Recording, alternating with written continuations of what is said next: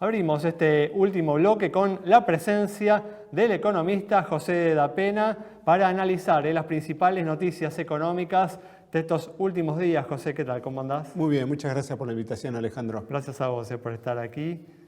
Y bueno, ayer el dólar blue, como decíamos en el primer bloque, superó por primera vez los 1.000 pesos en un contexto de gran nerviosismo a 10 días de las elecciones y con un ministro candidato que intenta, ¿no?, por todos los medios entrar en el balotaje con medidas que alimentan el proceso inflacionario y la huida del peso.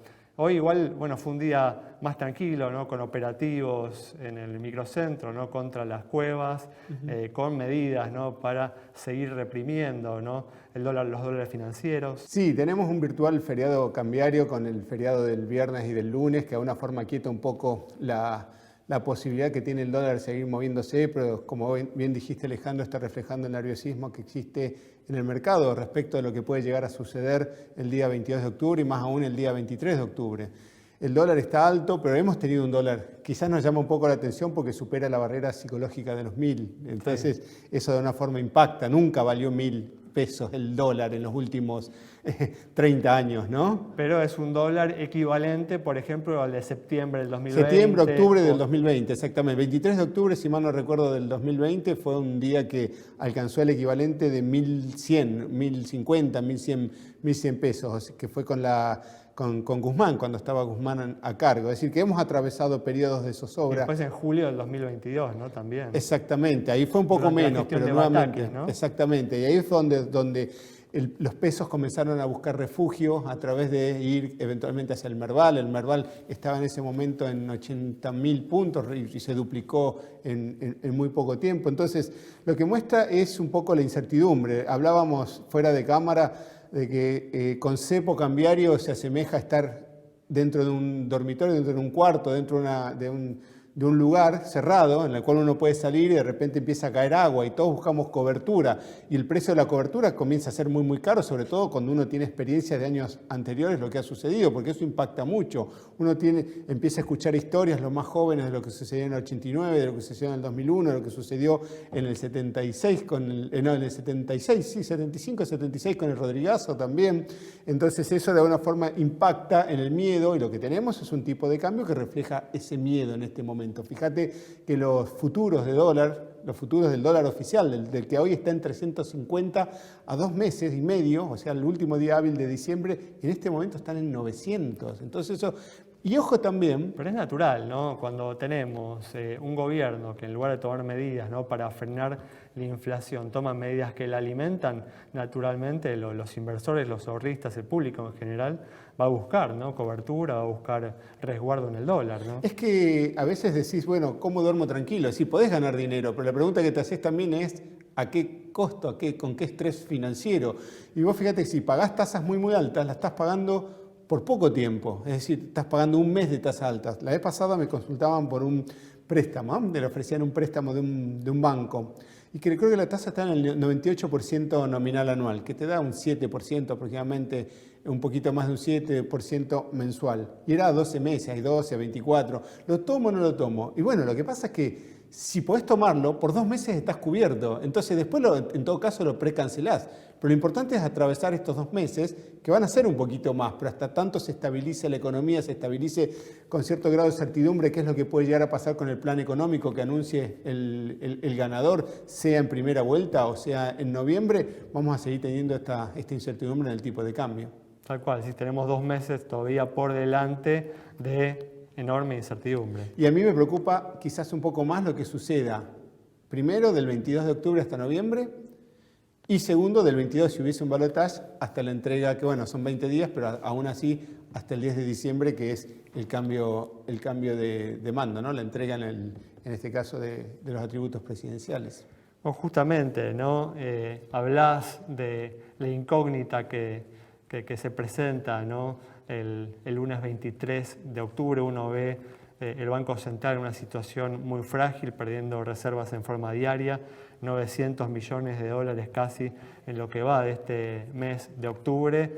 ¿Considerás inevitable una nueva corrección del dólar oficial luego de los comicios? Es que da la sensación que al nivel que está la brecha ya de 350 a 1000, que es el tipo de cambio, el blue o eventualmente los dólares financieros del contado con liquidación o el MEP, es necesario. Es decir, el mercado ya está descontando una brecha. Sería muy difícil que pueda mantenerse en 350. Algunos cálculos dan que un tipo de cambio en situaciones normales, lo cual no es esta no es una situación normal, sería aproximadamente 450, 500 pesos, con lo cual uno ve la diferencia que existe, pero el resto de esos 500 pesos, de esos 450, 500 hasta los 900 y pico, es el miedo, es el extra premio que está cobrando. Y no nos tenemos también que olvidar que siempre por alguien que está comprando, hay alguien que está vendiendo también, o sea, hay alguien que está ofreciendo cobertura. Y si fuese un evento sistémico, sería muy difícil encontrar cobertura para todos los casos. En cambio, es más bien un evento idiosincrático. Vos estás en tema de seguros y te das cuenta de que alguien tiene colateral en ese estado de naturaleza y para alguien es atractivo, rentable vender un futuro en esas circunstancias. Tal cual, tal cual. Bueno, estos últimos días se ha hablado mucho del desarme, ¿no?, de los plazos fijos, de la salida también, del rescate de los fondos comunes. De los fondos de los comunes, de los money market, ¿no? Que ha alimentado, ¿no?, esta presión cambiaria, esta presión sobre el dólar, con declaraciones de uno de los candidatos presidenciales al respecto, ¿no? ¿Cuál es tu expectativa en esta cuestión, ¿no? ¿Crees que puede terminar habiendo algún tipo de plan Bonex, algún tipo de iniciativa para resolver el problema de los depósitos bancarios, el problema lo que hay detrás, ¿no?, de los depósitos bancarios, que es la deuda del Banco Central, ¿no? Bueno, el aspecto curioso es que si sucediese algo de esas características, que de todas formas al menos creo que ninguno lo quiere plantear en público, y no creo, ojalá no sea ese el camino, porque implicaría una vez más defaultear sobre los ahorros, es decir, algo en general a lo que nos han tenido acostumbrados, pero si hubiese algo de esas características, obviamente no sucedería el día 23 de octubre. Entonces, no. Y también el punto es, los que tienen plazos fijos no lo tienen como una inversión. De hecho, quizás alguien que estén viendo en este momento no tiene un plazo fijo como una inversión, que bueno porque me atrae la tasa. Pues en definitiva son plazos fijos a 30 días, no más que eso, salvo que coloques un UVA. Entonces, uno tiene un plazo fijo cuando eventualmente tiene que cubrir algún tipo de necesidad financiera en pesos en un periodo de tiempo. Además, para el corto plazo, los que están más sofisticados utilizan caución. Y si no, te vas a los money market. Pero va a haber un T+1 que va a ser el día 23 de octubre. Y el día 23 de octubre vas a tener que constituir nuevamente plazos fijos, porque en definitiva, ¿qué te vas es decir, no te va a cobrar el Estado los anticipos y los pagos de impuestos en dólares o en alguna otra manera, te lo vas a seguir cobrando en pesos, entonces va a haber un retorno. Pero creo que el miedo está en qué pasa ese día, qué pasa a la luz de lo que sucedió en las PASO del 2019, a la luz de lo que sucedió después de las PASO en esta oportunidad. Es como que siempre el lunes posterior trae sorpresas que no son agradables, y cuando uno se quema con leche ve una vaca y llora. Entonces, como decíamos antes, preferís estar cubierto y que te pase por encima y no estar expuesto con la potencialidad de eventualmente ganar algo. Bueno, ¿cuál crees que va a ser el impacto de esta nueva corrida cambiaria sobre la inflación, ¿no? Porque se esperaba una desaceleración de los precios para el mes de octubre, pero me parece, ¿no?, que esta nueva suba del dólar va a impactar, ¿no?, en sí, el punto es que pasa con el tipo de cambio oficial y es notorio. De alguna forma los precios de mercado expresan de que hay una distorsión en el tipo de cambio. Hay tres variables que están actuando como ancla en este momento, ¿bien?, para que los precios no se disparen más de lo que deberían dispararse. En primer lugar, el dólar oficial, o sea que en la medida que esa ancla la liberás, empiezan a impactar como sucedió, ¿no?, sobre todo por un tema de expectativas.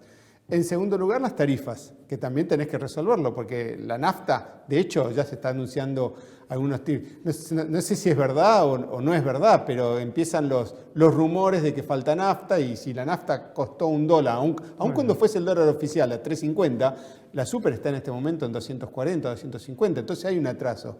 Y el tercero son los sueldos. Los sueldos están actuando, los sueldos y las jubilaciones están actuando como un ancla en este caso. Entonces, esos son tres temas que tienen que resolverse. La pregunta es cómo se resuelven, y para eso es mucho más fácil cuando uno anuncia un plan, y sobre todo cuando... Es más, a veces ni siquiera hace falta aplicar el plan, con ser suficientemente creíble en que lo vas a hacer, eso ya de alguna forma empieza a alimentar expectativas positivas. Es decir, ¿por qué sucede el tema a veces, y a veces cuesta hablar de la aceleración inflacionaria? La emisión de dinero sigue siendo la misma que fue durante todo este periodo, pero es la caída de la demanda, es sacarse de encima los pesos. ¿Y por qué la gente quiere sacarse los pesos de encima? Porque se te derriten y tienen miedo que no compren lo mismo. Entonces Muy lo que bien. vos necesitas es restablecer esa confianza. Muchas gracias, José. No, al contrario, muchas gracias por la invitación. Cerramos entonces el programa de hoy con el análisis del economista José Dapena sobre la situación de la economía argentina y las perspectivas para adelante. Nos reencontramos el próximo miércoles a las 20:30 aquí en Metro.